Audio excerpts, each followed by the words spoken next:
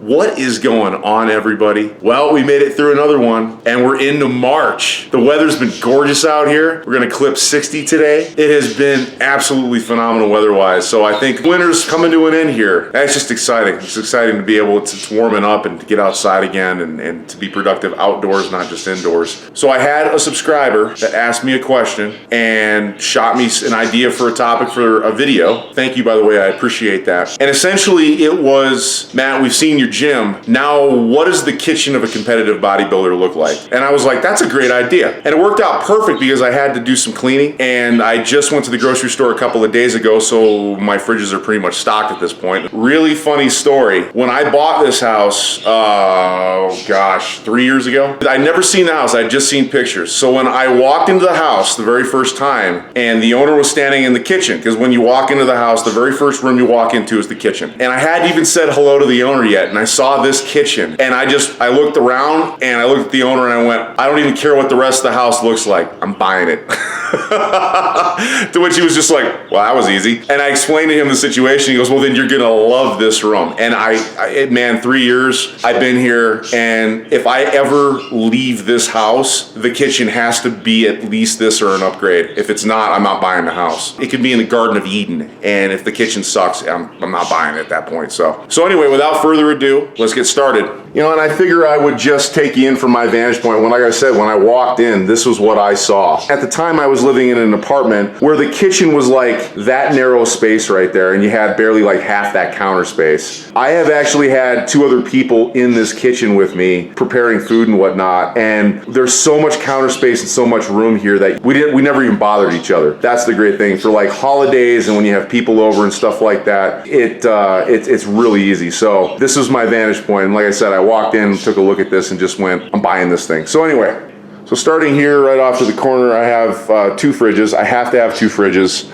This is kind of my produce fridge, if you will, and eggs. Don't mind the boxed wine, that's not mine. I don't drink that stuff. But anyway, yeah, you can see, like, for example, I've got some chopped broccoli for the next couple of days, some cooked pasta here, got some Brussels sprouts ready to go, pop in the oven for today. Got some eggs down here and some spinach down here in these drawers. You got more broccoli, same thing in that crispy over there. And right now during the off season, as you can see, I'm a sauce nut. I typically buy these, it's a brand called Private Selection, and their sauces are really awesome in terms of low caloric content, and then sodium is just phenomenally low too. Very little sugar in them, so I do like this stuff. As you can see, I like a lot of Chinese type things. So salsa there, some barbecue sauce. Oh my God, this is the best. I can only find this in Mason City, Iowa. This is from a Hy-Vee in Mason City, Iowa. I'd love to find some more of this stuff, like to be able to order it and whatnot. And then in the freezer, during the off season, I typically I will freeze a lot of fruit because these are ice cream quart containers for ice cream churning. I make a lot of casein ice cream before I go to bed. You got some bananas here. Back here you've got mangoes, strawberries, and frozen sweet potatoes, more strawberries, some pineapple. And over here you've got blackberries, raspberries, blackberries. I think there's some blueberries down here. This is a whole bunch of crap that isn't even mine. I gotta throw this. I've been meaning to throw it away for 6 months now.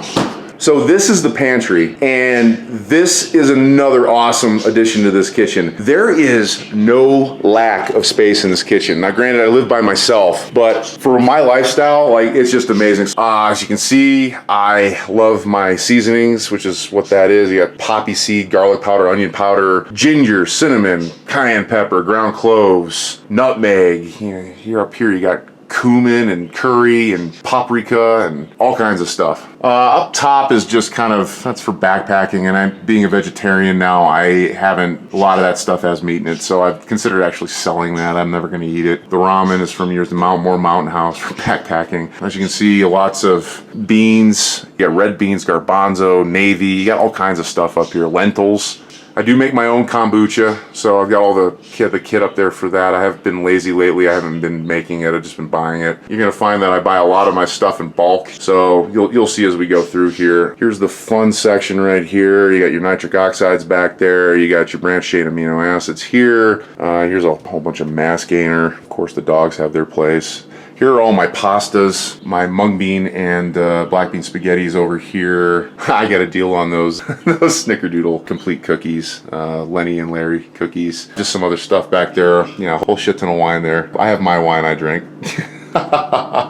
Here are the powders. Lots of casein powders. I got your staples: chocolate, strawberry, vanilla, Vanilla Way, some more chocolate powders, some exotic stuff like orange dreamsicle, lemon bar. What the hell is this one again? This one is rainbow sherbet. More mass gainer back there. A lot more protein powder down there. Some more olive oil, protein powder. And then the center section here is all the stuff that I was talking about that I buy in bulk. I make my own peanut butter, so you got peanuts, oatmeal. I buy that from another company. That's cornmeal right there, coffee beans, basil and oregano. I use a lot of that. I don't think there's anything in those two. Those are almonds, because I make my own almond milk as well.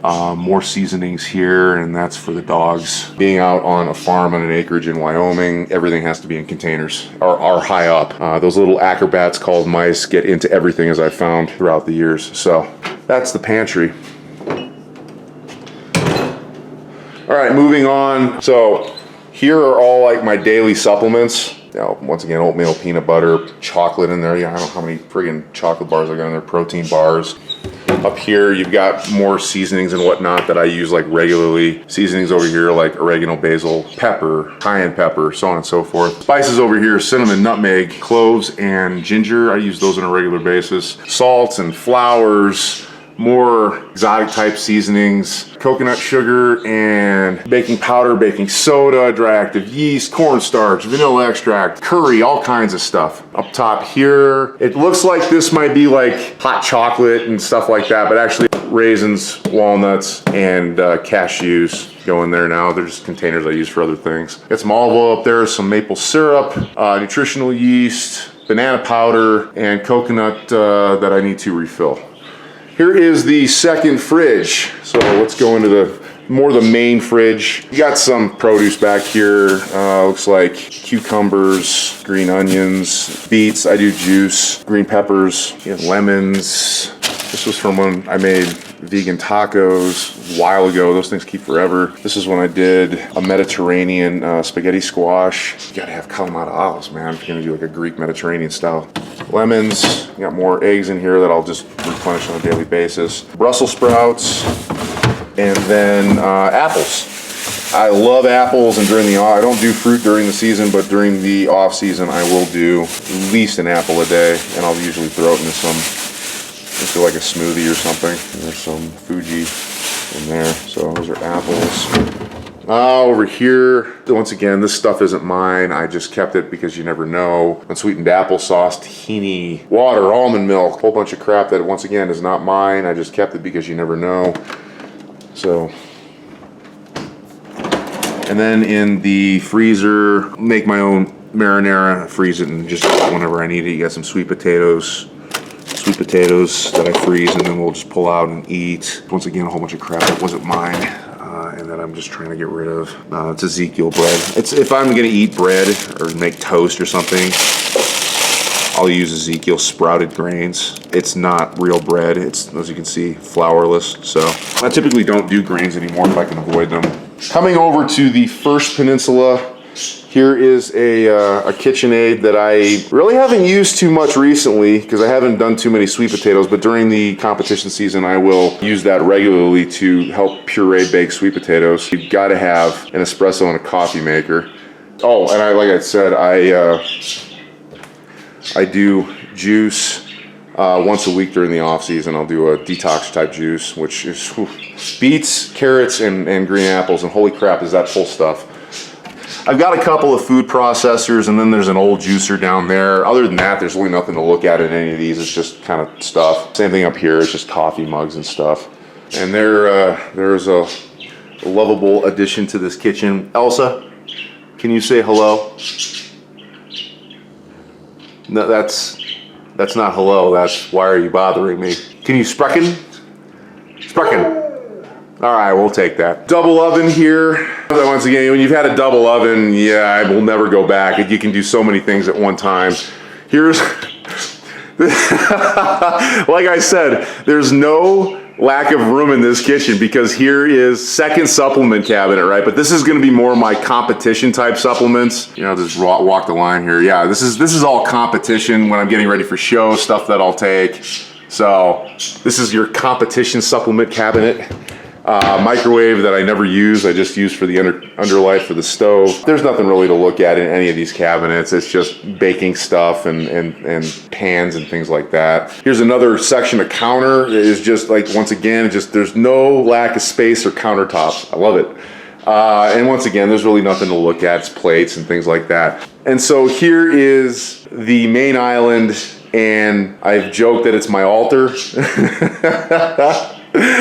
This is the best. Once again, really nothing to look at in here. It's just pots, pans, things like that. This blender, if I ever had to recommend a blender, this Oster like party blender is absolutely amazing. I've had it for 6 years. It has had the crap beat out of it, and it's still going, and it's still going strong. Got to have a food scale, and it's got to be digital, and it's got to measure in grams. If you're going to be successful at this, you have to measure your food. You cannot just guess, because if you're guessing, you're always guessing incorrectly. And then over here are all my like daily supplements. I leave them out here so they're easy to grab. It's also a visual reminder to me. I realize I've been doing this for so many years, but believe it or not, there are times where something will be going on and I'll totally like space taking my supplements. That is kind of a tour around a competitive bodybuilder's kitchen, what it looks like. I love it. This is, like I said, I'm not even joking. This is where I spend the majority of my time in the house, other than the bedroom, obviously, when I'm sleeping. When you're eating 7 meals a day and you're cooking and prepping those every single day, this is where the magic happens if you're going to be a successful competitive bodybuilder. So anywho, first of all, Soraya, thank you very much for the topic idea. Great idea. I appreciate it. It's a great topic for a video. And so give you some ideas too so you can be successful. You never know. If you have that aha moment, then mission accomplished. All right. Well, you guys know the drill. Thank you to all the subscribers and all the followers and supporters of the channel. I love you guys. You guys are great. If you like the video, give it a thumbs up. If you have anything to add, you want to start some conversation or a dialogue, feel free to throw a comment. Share it with those who might get some benefit, maybe get some ideas from this. And finally, if you're finding any benefit from the channel itself with the content that's posted, as always, I'll put it up here for you. Just click on the button and feel free to subscribe.